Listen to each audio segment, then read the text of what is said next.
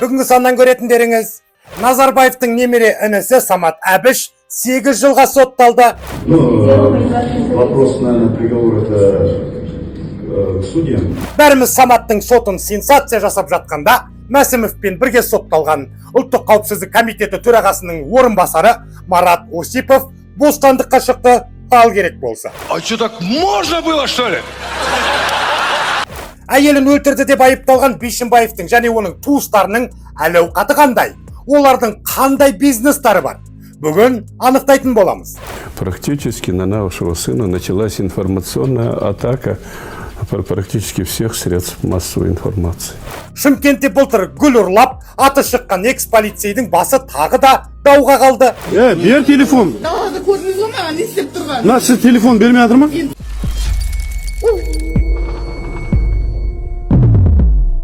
Ассалаумағалейкум, елтаңбамен насыбайдан басқа мәселені шеше алмайтын Тоқаевтай президенті бар қасқыр мінез қазағым.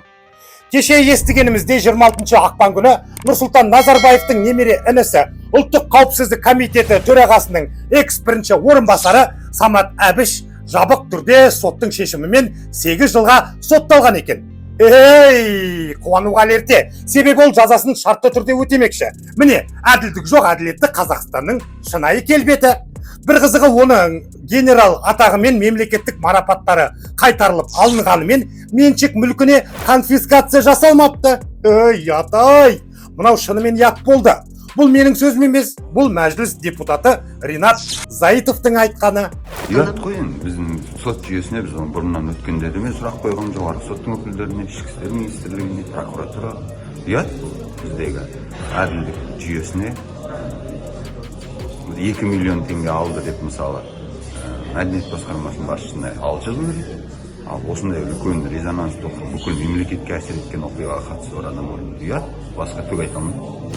Ал бұл тарапта ішкі істер министрі Ержан Сәденов не дер екен? Что предусматривает его условный срок? То есть он не сможет уезжать за рубеж, он должен проходить пробацию здесь. Какие будут ограничения и почему именно условный срок? Вопрос, наверное, приговор это к судьям, поэтому мы части своей компетенции сейчас данный гражданин на пробационном контроле, то есть порядок, да, он не имеет права выезжать, то есть условно находится на территории по месту проживания и соответствующей процедуры. Бұл үкім жайлы сұрақты судьяға қою керек деп басын ала қашқан Сәденовтың пайымдауынша Самат Әбішке елден кетуге тыйым салыныпты. Өйдөйт десейші, не деген қатал жаза деймін де. Еске сала кетейін, бұған дейін Қазақстанда ешкім 8 жылға шартты түрде сотталмаған. 8 жыл условный деген сөздің өзі күлкілі естіледі ғой. Соған қарағанда мүдделі біреулер 8 жыл деген едәуір жазамен қоғамды алдап, ал шындығында Самат Әбішті түрме жазасынан алып қалған.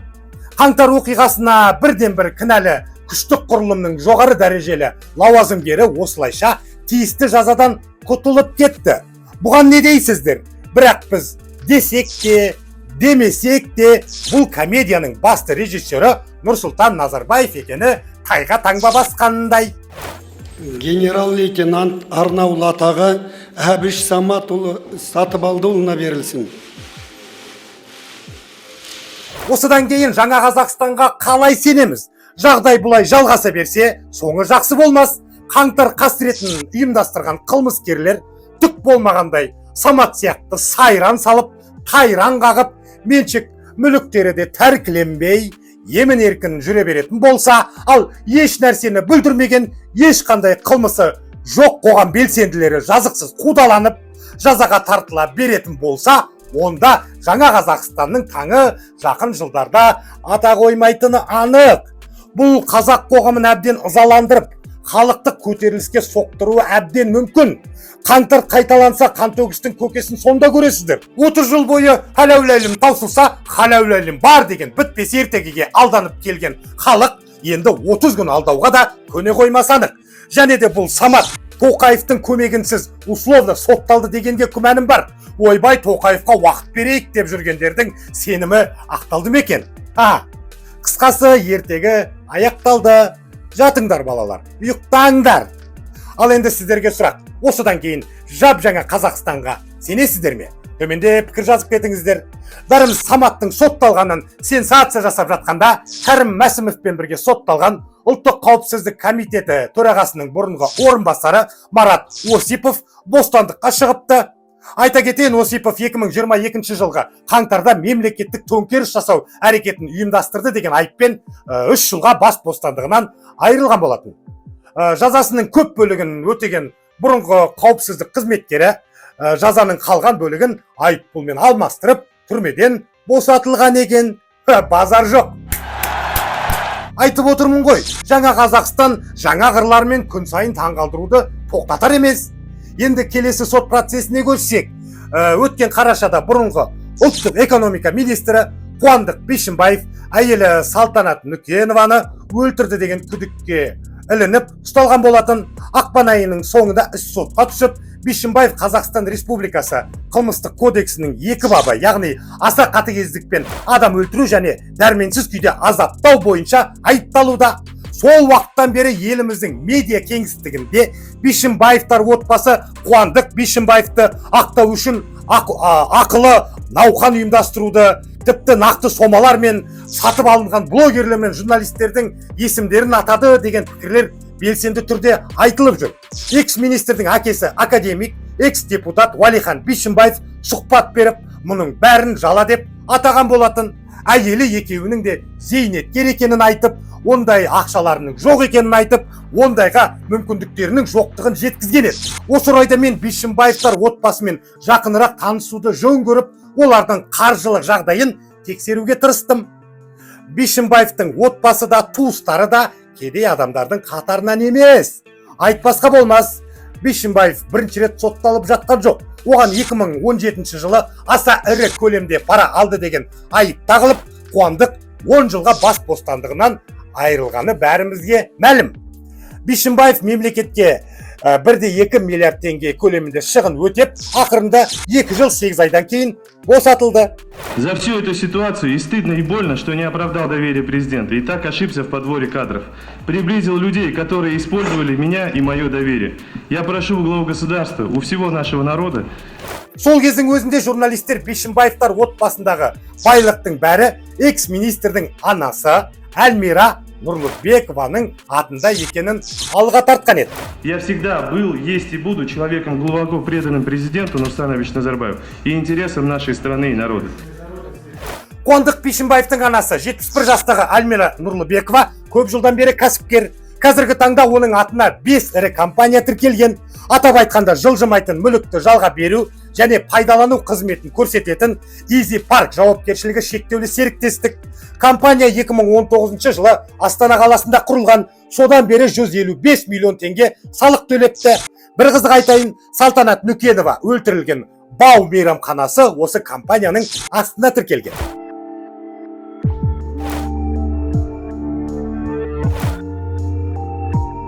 Альмира Нұрлыбекованың атына тіркелген екінші компания Сапа Логистик деп аталады. Бұл жауапкершілігі шектеулі серіктестік азық-түлік немесе тауарларды сақтау бойынша қызмет көрсетеді. 2015 жылдан бастап 1 миллиард 61 миллион теңге салық төлеген. Сұмдық, иә? Бұл жай ғана салығы. Ақшаның бәрі қайда десем, Бишімбаевтың анасында екен ғой. Ары қарай дәнді және бұршақ дақылдарын өсірумен айналысатын Нәубет 2 Шымкент қаласында орналасқан техникалық лицей, қаржылық қызмет көрсететін Alloway Partners Ltd компаниясы, құрылыспен айналысатын Сүттес ABN жауапкершілігі шектеулі серіктестік бар. Өздеріңіз түсінгендей, Бишімбаев министр болып тұрған шағында жеп тапқандарын анасының атына жаза берген ғой. Еще зейнеткеріміз деп қояды. Қуандықтың әпкесі 39 жастағы Аружан Бишімбаева Тараз қаласында тіркелген Backtrade Development компаниясының құрылтайшысы. Ал Бишімбаевтың немере ағасы 36 жастағы Санжар Әлтаевтың атында қаржылық қызмет көрсететін Синфо жауапкершілігі шектеулі серіктестік Санжар Рулит компаниясы мен PGC Systems деп аталатын жарнама агенттігі бар. Ой, оны айтасыз, экс-министрдің нағашылары мен апалары да қарапайым адам емес. Мысалға, 73 жастағы Әуесхан Бишімбаевтың Шымкент қаласында бірнеше мейрамханасы бар. Ал 61 жастағы Әзімхан Бишімбаев киім-кешек саудасымен айналысатын компанияның иесі. Байқасаңыздар, Бишімбаевтардың жағдайы жарқырап, жарылайын деп тұрған доп секілді. Енді ойлаңыздаршы, бұл жалғыз ғана бір министр болған наданның туған туыстары және олардың байлығы. Ал біздің билікте 26 министр бар. Олардың тұқым тұяғының жағдайын жасау үшін қазақтың қанша қаражаты ұрланды екен, Әңгіме қайда жатыр десеңші. Елестетпек түгілі ойлаудың өзі қорқынышты.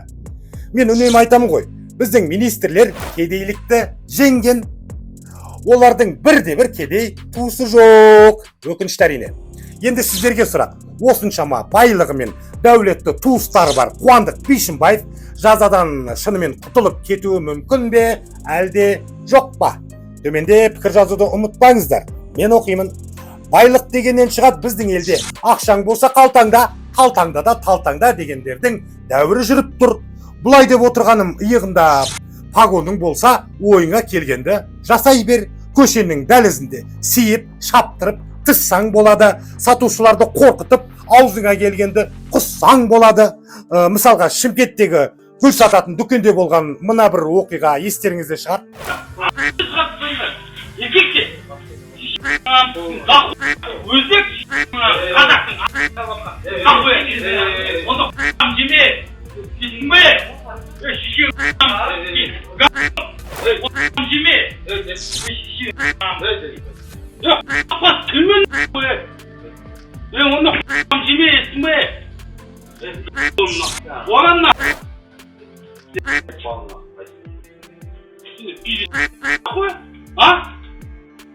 Кейіннен құқық бұзушы 7 күнге қамаққа алынды деген ақпарат шықты. Артында жаңағы надан полицей қызметінен қуылған болады. Міне, дәл осы экс-полицейдің басы тағы да дауға қалды. Бұл жолы жаңағы полицей деген аттан садаға кеткен нақұрыс қалалық дәмханалардың бірінде әйелдің телефонын тартып алып, қайтарудан бас тартқан. Мен телефон залыпқа тастап отырмын. Гүл ұрлай. Гүлге ақша төлемей жік па? Гүлге ақша төлемей жік па? Что там? Телефон. Далада көрдіңіз ғой маған не істеп тұрған? На, сіз телефон бермей жатыр ма? Енді түсірме. Бер телефон. Мен зайбол деватсың, әйел адам сол жерге. Мен телефон жоқ қой, машина тұр.